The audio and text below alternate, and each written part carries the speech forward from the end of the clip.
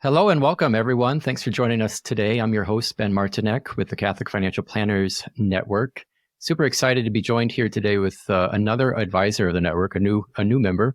We seem to be growing left and right, so I'm very excited at what Sarah will have to share with us. This is Sarah Kang from UAK Diversified Wealth Advisors in the St. Paul, Minnesota area, the Twin Cities, as we like to call it, and even shorter, actually, if you're in the upper Northland area. We just like to call it the cities because there's really nothing else out here. But Sarah, why do you say hello and introduce yourself to all our fine listeners?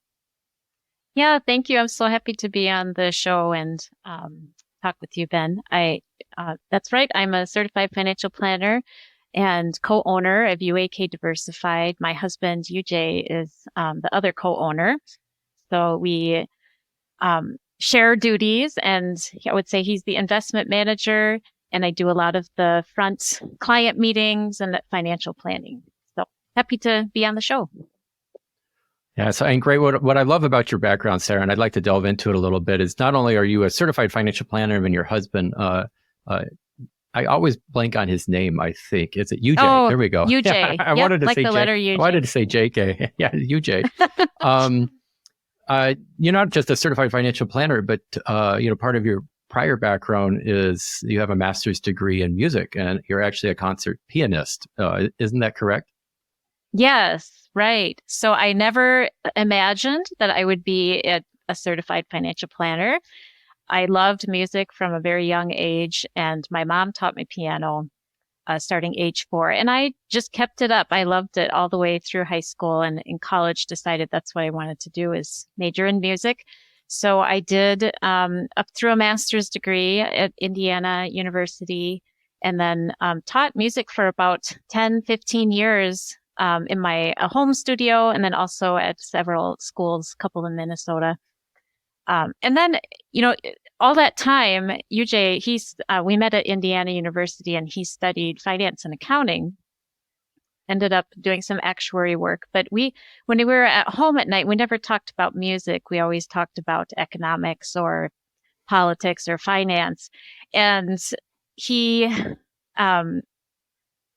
eventually decided that, maybe we should try working together someday. So it was just an idea we had and never really thought much about it or did anything about it rather, until he had a job at Ameriprise. In 2008, he was laid off from an actuary position, which was in the construction industry.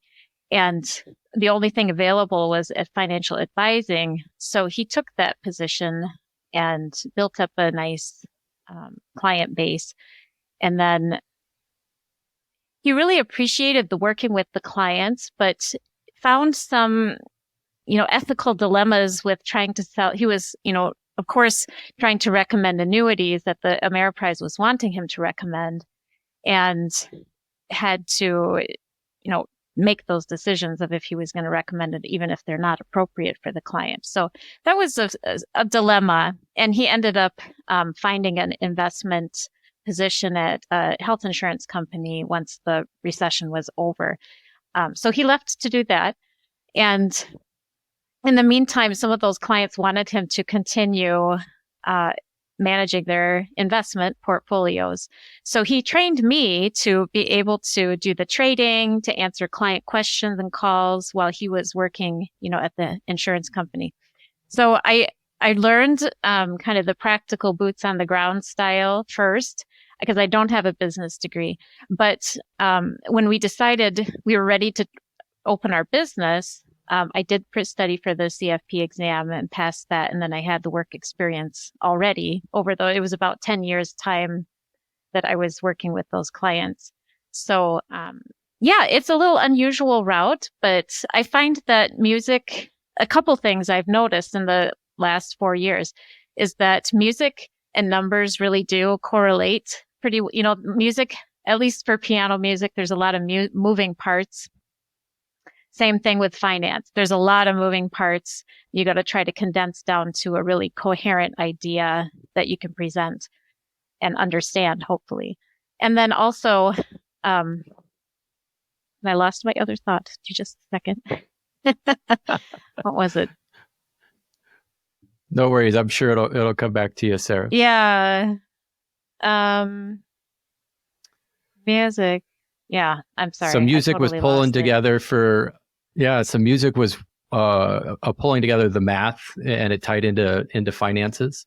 Oh, okay. And then, yeah, the other thing I find is that because I didn't have a finance or business background, I can sympathize with clients who may not understand the lingo because I myself had to learn it and be able to articulate it well enough so that people can understand. So I think that I clients are comfortable talking with me, even if they aren't comfortable talking about the financial terms, just because they know that I've also been in another industry and totally unrelated to finance. So, Sure. Yeah. I mean, if you're not familiar with this, there's plenty to be intimidated about and made foreign and even perhaps threatening, or at least make you feel insecure and worrisome. And so perhaps just right. to find a fellow friend who's like, I've been Mm-hmm. there, this hasn't always been my home either. I'm a bit of a foreigner in this as well. And I Right. understand, Mm-hmm. as a matter of empathy, just what you're going through, and I can help support you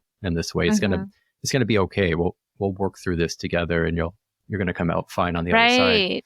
Right. Well, What, and I Sarah? don't know if this is related. I'm sorry, but I don't know if this is Go related ahead. or not. But I think, the financial advising industry doesn't necessarily have the best reputation either for being trustworthy or transparent. So I think being able to speak in more clear terminology for clients, it gives them a more peace of mind, even if they don't understand what's what everything, with investments or taxes, etc. So, Yeah, there's so much at the heart of it where they're like, I'm out of my depth.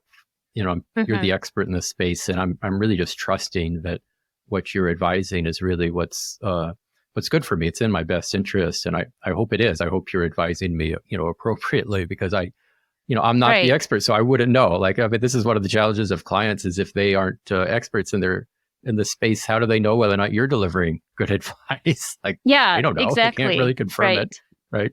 hmm No. hmm Yeah, so It's there is true. that concern, and especially in the early years of a relationship, where clients are learning to say, can I trust you or not, and are you going to really do what's best for me? hmm Well, Sarah, I Right. love that introduction, and I think it's a great segue actually for what I want our topic to be about, what we were wanting our topic to be about today, which is just the notion that so much of financial planning isn't really about the plan. It's almost like a misnomer. Like, we call it financial planning, and it's probably because we don't really have a better name for it. Planning, I suppose, works, but the work we do of making financial plans is like, well, it's almost like making bunnies coming out of a hat or something. I mean, it's plans aren't actually the final final product Right. or outcome of Right. our work. It's really more planning is what we do, and hmm and I would dare say hmm it's really more preparation and hmm just making sure that we've got your bases covered, and we can pivot and maintain flexibility and go in different directions. Because at the end of the day, so much of financial planning really is about managing uncertainty and the hmm unknown, and that we aren't able hmm to predict or peer into the veil and see what is to come. And so we're all left, even the advisors too, left with this, on the cusp of tomorrow, looking into the future and Right. and just waiting, hoping that the advice that we're delivering is good and sound advice. And the reason why I hmm bring that up, and I'm just curious to learn more about, Sarah, is that so many of the plans that we have, and as we're working with clients, and I've been doing this, for over a decade, things just change. It just never hmm things don't go according to the plan, or they don't work out as we thought they would. And your own life story is really a perfect illustration of this, where you have the master's degree to be a pianist, and you're quite good at it, and you're talented, but now you're doing financial planning, and that was never on the radar. I'm sure, when asked back in your grad school No. days if you were ever going to do this, you'd be Right. like, I don't even know what a financial advisor is. Like, what? Right. So, Right. Exactly. Never would have thought yeah, that would could you, happen.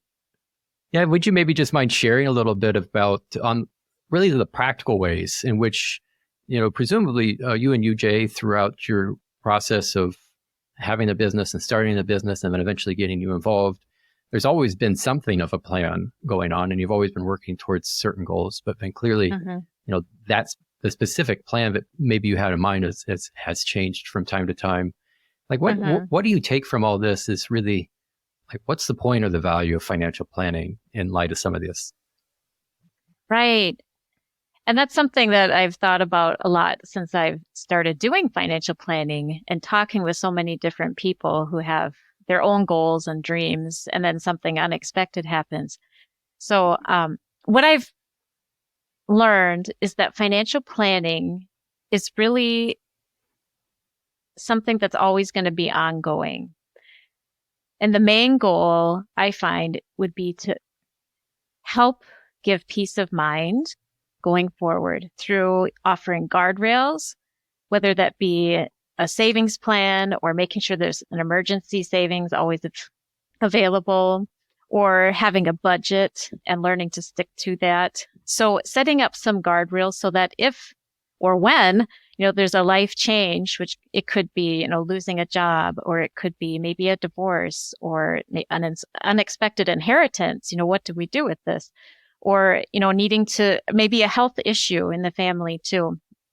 When any of those things come up, there's still a confidence that, well, even though things have changed, and there's still a way to plan so that there can be some new guardrails. Maybe they've shifted some, but it gives, I think, peace of mind that there is an idea or a strategy to pursue.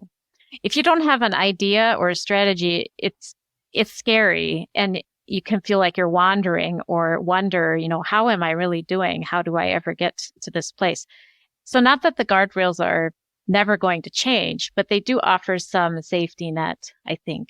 So to me, that's really what planning is. It's setting up some strategies that are flexible, but will give peace of mind and be able to hopefully let you achieve what you would really like to do. So. Yeah, I think it's like assessing your limits, right? I mean, I think that's what you're getting at with these notion of guardrails, because, just a guardrail of a car, everything's smooth sailing as long as we can keep the car on the road, right? And, it's really smooth sailing if we're going down a gravel road and a paved road, maybe okay on a gravel road. And then I don't know if you would see guardrails on, let's say, a road in the boondocks, but you get the point. Right. Yes. Those guardrails help make sure that the road that we're traveling upon is the road that we want to stay upon, and we don't suddenly find ourselves out in the middle of nowhere and wonder how did we get there, right? Or find ourselves tumbling down a cliff and perhaps put ourselves in an ill-conceived situation that leaves you very limited options, and backed up into a corner or whatever that might be. You feel super threatened. Because there's just this connection between money and our sense of security. And if money is now all of a sudden go kaput, then our sense of security all of a sudden, for good or ill, goes kaput. I mean, it's very difficult for us as humans, I think, to untangle that sense of security we find it. And so it makes sense to keep our money secure, but perhaps not to make it the lord of our lives, but still to make it secure, because otherwise we're going to be struggling with it, for throughout time. Right. So, I mean, exactly. As you're going through as you're going through your situation, you're making a plan, but then this plan is changing and developing. I'm kind of curious, like how, it's one of the challenges with any degree of change is to know whether or not to stay the course or to pivot and know that this isn't the right course of action, and maybe we could speak a little bit about the pivot in your own situation where you could have continued down, the career or the work of being a musician and teaching and performing, and perhaps please share if this is the case, perhaps it's still part of your plan, but there's been a change where as a commitment of time and focus and energy and maybe even expertise, what you're becoming particularly good at and what people would be willing to pay money for has changed, where your focus is now more on the financial planning side. Like, how did you evaluate and come to come to the conclusion that this pivot was the right thing to do? Right. I wouldn't say it was a totally philosophical thought, that it was a more practical situation. I was teaching piano. Most music teachers, if they're doing private lessons, are going to teach after school or on the weekends. And I did that. And I have 4 boys. They were all very small. And my original thought was as they get older, it'll get easier and easier to be able to teach after school and on weekends. They won't need me as much. But in fact, it seems like the opposite has happened, where I feel like they need my attention more than they did before, at least mentally. So it was almost, I also felt like after 15 years of teaching, I still love performing, but I felt like I wanted to do something a little bit different. And I love Twinkle, Twinkle, Little Star, but after hearing it hundreds of times, you get a little bit tired of it. And, so when the opportunity came where UJ was ready in his career as well to try, entrepreneurship. So we decided it was late 2018 or early 2019 that this was the time we are going to make the jump. So that is when I started scaling back from teaching and focused on preparing for the CFP exam, working on registering our business with the state, and thinking about marketing, those types of things. And so it was more of a practical sense, just because this type of work had much different hours than what music teaching did. And I have to say, during the pandemic, music teachers really struggled. The Zoom lessons don't work well for music. So that, I think maybe it was providential too, that I decided to make that switch, just before that happened.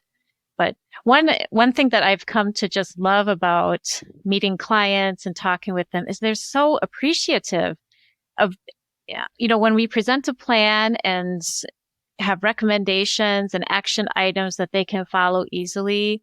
I'm still surprised how thankful people are. I didn't always get that with kids teaching piano. Sometimes it's the parents' idea. Of course, I had many lovely students, but I'm being a little facetious. But that's one thing I've really enjoyed, is just making a difference, and a real impactful difference in people's lives. Because money, without money, we need money to do things. We need money to live. We need money to enjoy life too.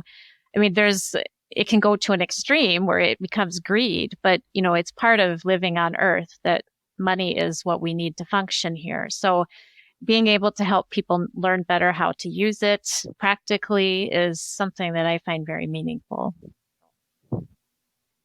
Yeah, so it sounds almost, to the point here, it wasn't like it was the plan, and it wasn't like you had worked for it maybe towards, years in the making. And it wasn't the plan from college, but it's just, things came together, perhaps as a practical lesson for all the listeners here. If you're considering a change and wondering, should we make it, it's just the timing started to it just felt right. It's like, what, I think Right. I'm ready for a change. UJ's ready for a change. We've got this idea for it. So I think what maybe I'm kind of curious as a thing that we could pass on to the listeners, Sarah, is what helped you to have at least some sense of security that doing this change is good. I would imagine throughout, just because knowing UJ a little bit, he's such a planner, right? So, and I'm a planner by heart. So I'm sure he's just had this whole time, he's just been planning because he just doesn't even know how not to plan. Right. I mean, was it just knowing that you knew, your financial situation so that you just felt prepared, or like what was really that linchpin that, the critical moment where you could just say, yeah, we can make this change and it's fine. We're ready for it. Right. That's a good question. And I don't know if I have one solid answer, but I tend to, yes, UJ is definitely a planner, and he did a bulk of the work prior to, when we're ready to market and meet people. But I think what I was originally going to be part of the business, but I didn't expect to be a financial advisor. I thought I would be doing things behind the scene, helping organize, train employees or something like that. But it turned out that UJ felt like his skill was more with the research and investment portfolio building, business management, and he really needed somebody who was comfortable talking to people. And I was there. and interested. So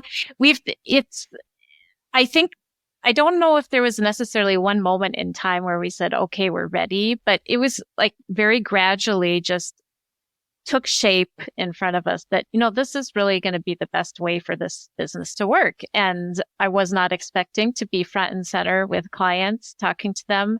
But I think I've learned that, listening, trying to understand what people are really looking for, and make sure that I answer their questions. If I don't know the question, I have UJ to ask, and we can also have connections through our networks, that we can find the answers, whether it's tax, whether it's investment related.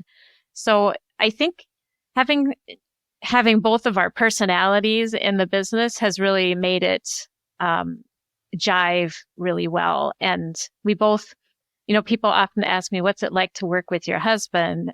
And I would have to say we don't have a lot of conflicts because we both know what we're really good at. We both know what we're really not good at. So, and it's pretty clear cut to us. So we, I think, are able to make it work pretty well. So. Yeah. So you're playing to your strengths, and maybe again, just hopefully I'm not beating this point too much, but it's just so much that it wasn't a plan. It was just really like we were in this moment. And it seemed like this was the right thing to do. Perhaps we prayed about it. We prepared ourselves. We did all our due diligence to make sure that this was a good decision. But then at the end of the day, no matter what any of us do, just because we're all still faced with uncertainty, we have to just say, okay, let's do it. And I will say, let's just give it a shot and try, right? Yeah. I mean, it sounds easy now, but it was really difficult. There were a lot of nervous nights. And I would say when we first started marketing, introducing to clients and speaking more, and it was not speaking to children anymore in a piano lesson studio. It was speaking, about a different topic to adults. It was, I had some moments where I was sweating, but I think that, so anytime you make a major change in your life and take a risk like that, I would say it was totally worth it, but it was also very stressful at times. And, there were a few times that I wondered if this was the right decision. But, those feelings pass, easily. They change quickly, day to day. So I think not trusting the feelings, but based more on prayer and also and planning too. I think that's why with financial planning, there are so many uncertainties, but having a plan in place that, you can change if you need to, if your situation changes, it really, I think, gives you confidence to go forward. So. Yeah, what's interesting about this, Sarah, that I'm taking from it, which is great, is, again, we call ourselves financial planners, financial advisors, and for lack of a better term, I think perhaps, yeah, that's right. That is what we do. But we don't really deliver just plans because life changes. It's this ongoing planning arrangement. But, so much of the points that we've been highlighting is that a lot of work we do really is to be there and to accompany folks in the journey of their life and to help them have a sense of confidence and security in the decisions they're making as it relates to their money, and for them to feel out, if we go this way versus that way, what does that mean? Maybe analytically, but what's the right decision? And for them, as you suggested earlier, for them to have peace of mind with those decisions and not to be left fretting and wondering if they overlook something or if they miss something, or, because their situation's still going to change. Even though we have a plan for them, they still need this ongoing planning. And really, I think as I've been working with clients, a lot of times they come to us, especially because so much of financial planning is investment centric. And so people kind of think of you as the investment person. And then if you're pegged as the investment person, then people are really wanting to know, well, what kind of returns are you going to get me? And the returns better be better than the next guy or gal, because, that's why I'm working with you. It's about these returns, right? And yeah, that's really, perhaps maybe back in the day, that was what some of the work that a financial advisor would do, is about their investment returns. The truth is like, we're not any better situated. Maybe some advisors would tell you differently or sell you differently, that, they'll give you better returns than everyone else. But the sheer economic factors that are in play with that whole notion are a little maddening and pretty unlikely. The truth of the matter is the primary value add of any advisor is not to just create a plan or get you the best returns, but really to be a guide with you to give you confidence and security in your money decisions. And, as life changes and curveballs come, and they do, there isn't a client that we have that hasn't seen some big disruption take place and meaningful, like ones that'll keep you up at night. We can be there for them to turn to be like, really almost a bit of a help. Like, oh my gosh, I'm just going through something and I really would like to have you talk me through it. There's a fair degree, quite honestly, of therapy that, clients are looking to us. They don't intend it. I don't think it's why they reach out to us. Right. If you try to sell them on it being therapy, they'd probably be like, well, I need to go somewhere else. I'm not wanting therapy. I want investment returns. But when it really comes down to it, it's really like our work is more therapy, especially once we get all the details sorted out and we've got them in a good way. And then I think, Sarah, I'm going to leave you to chat a little bit on this, but especially with you as a woman, not to say a man can't do a good job at this, but women just have a very natural, nurturing, empathetic relationship with people generally.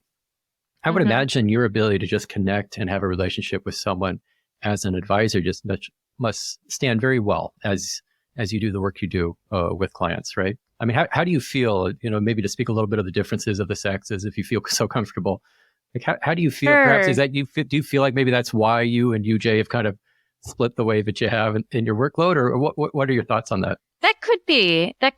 I think I definitely see that when we have both talked to a client separately, we often will find out different information and mine tends to be, I think I would say I'm a pretty good listener.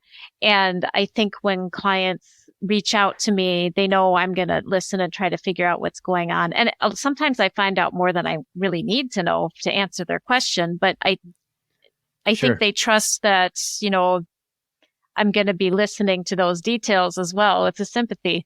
Whereas I think with UJ, and it could be like this with a lot of male advisors, they're listening more for the facts and they want to be able to help. But you're right. It doesn't have that nurturing side to it that would come from women. So I would say there's a slight difference. And, in regard to I was going to share an example that I had a client recently, a couple, and one was diagnosed with the Parkinson's disease, and it's deteriorating quite quickly, faster than they were planning. And so, back to our conversation where planning is really, it's not really a plan. It's more just coming up with some strategies, trying to plan for uncertainties. So an uncertainty would be like this situation where there's an illness, and just talking through the different options that could work, where they're at with their savings, where they're at with their income, and being able to look at the numbers and then come back to a client and say, we have some options, and talk through them. I think it does help calm, not quite, maybe not, we're not therapists per se, but, calming down to understand what the options are and talk through them, that things can still work out. It'll look a little bit different, but this is what, you could do, I think is something that really people are looking for, because you can't get that if you just call a broker like Vanguard and you need cash and they'll help you get the cash, but they're not going to give you a strategy for beyond just that withdrawal. So I think, that is something that, or I'm back to the differences between the male and female.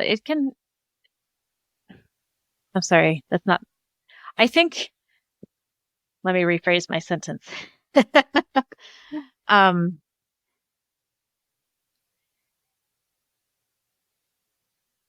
I think knowing that there is that willingness to listen and be able to listen to details that are not necessarily related to finance, but could help understand the situation better makes a big difference with clients. So, and that's something that I think all advisors are happy to listen to. And actually, I think that the trend is going more that direction too, because now investments, there's a lot of options that robo advisors I've heard of people using, or a lot of target dated funds where people may, investment has gotten more and more, I won't say simplified, but user friendly per se. And just an advisor's role, it seems like it's morphing more into covering more than just investments. It could be talking about estate planning, anything related to money, basically. So I think I at least find that more and more clients are looking for that kind of advice beyond investments. So. For sure. Yeah. I mean, I think perhaps they know the subject matter to be investment related, but, thankfully we aren't keeping it there because, I'm sure there's advisors out there who hold themselves out saying, hey, I can give you better returns than anyone. And I do think there's approaches or techniques that are better than others. So, sure. But, right. The suggestion of outperforming or delivering on those or, generating, as we call it, alphas, is at times a speculative bet is I think really the honest answer, and the ability for an advisor to confidently say, I'm going to do this for you is perhaps an overstatement of their powers because, short of being like a genie in the bottle or having some sort of crystal ball, the truth is we're all still working fundamentally with the unknown, and we don't know which way any of this is going to go for sure. All we can do is be prepared for it. Well, folks, as you've listened to this, hopefully you found a lot of value. Oh, go ahead, Sarah, if you got another thought. Oh, I was just going to say that while investment is a piece of the plan, the other piece could be, a major piece is savings too. Like what has a person saved? We have a client who just retired, who was a journalist for his whole career. When he first started, he was given the advice to max out his 401k. And so he obeyed that advice for 40 some years. And he actually has more than some of our very high earning clients. So investing is important, but saving, over the long term consistently is probably more important. Staying within your budgets. So it's kind of that part of the planning. If the clients are getting towards retirement, that might not be as much of the conversation, but that's probably one of the most important pieces is saving consistently over a long period of time. So I actually think that makes a bigger difference than the investment return. So. I would concur with you completely, Sarah. I really think, but that's the funny. I don't think folks look to us as our financial advisor. They tend again, I think, to see that as investment, but not as the person who's going to hold me accountable to saving what I need to be saving on an annual basis. Right. But yet, in terms of a matter of impact and what will be life changing, that emphasis on savings could very well be the difference, much more so as a material matter than the actual investment funds that were used specifically and how those performed and whether you had done better or worse. It's just how much money you're putting aside, for the future like that. Your savings rate can be enormous. Variable. Exactly.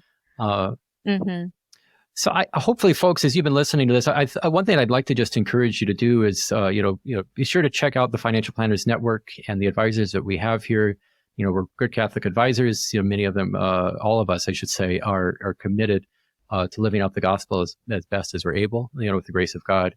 And, if you're looking for someone to help guide you or give clarity on some of your money questions or decisions, or whether that's in a temporary arrangement in a transactional service, or if it's you're looking for someone, to walk with you, through this journey.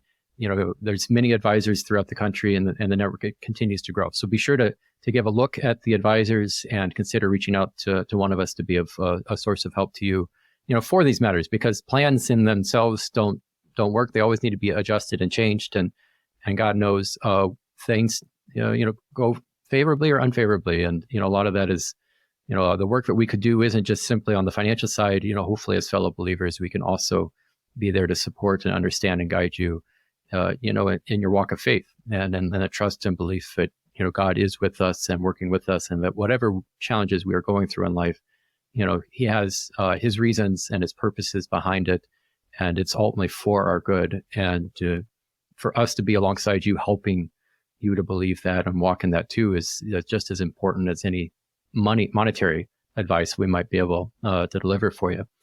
But with that said too, Sarah, as we've been talking about planning and setting goals. And we didn't even really get into this notion of a realistic goal. I mean, one of the things we were hoping to chat about, perhaps I'll leave this as maybe some final comments for you, is just if, as you're creating plans, as we were preparing the show, before we started to record, you were encouraging folks to have realistic goals.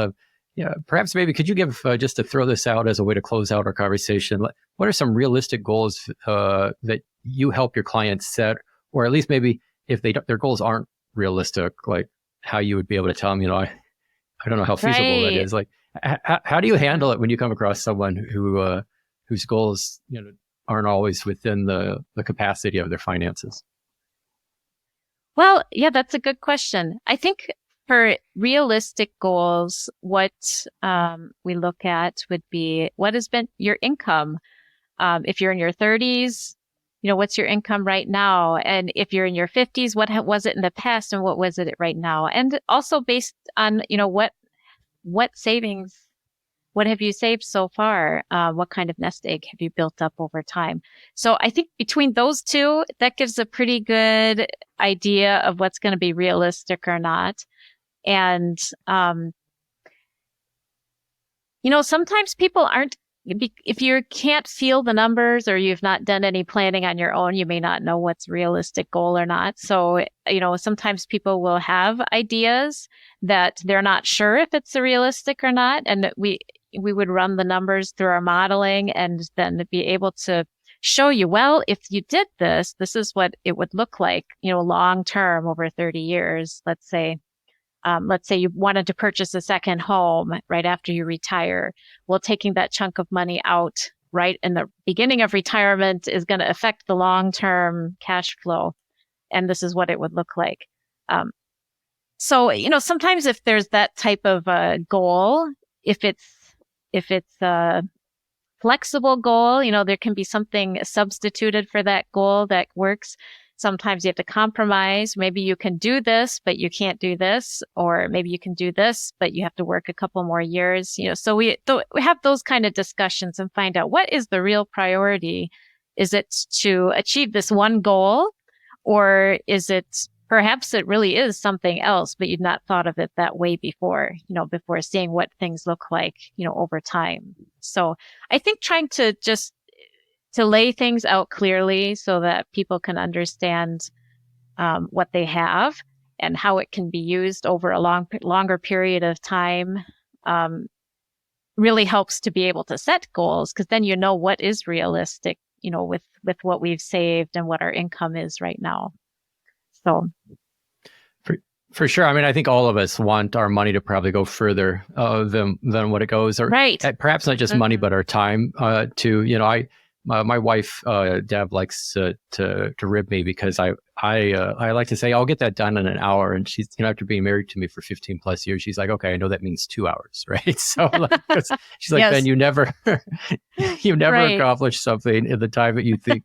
Yeah, it's like, she's like, she just knows. She's just, whatever I say is automatically 2x. And then she's like, okay, now I know that's probably when he'll actually be wrapping that up. And right. Because, goal setting for all of us, no matter what we do or how we do it, it just doesn't tend to be very accurate, and we can model it out hopefully and give some greater clarity to that.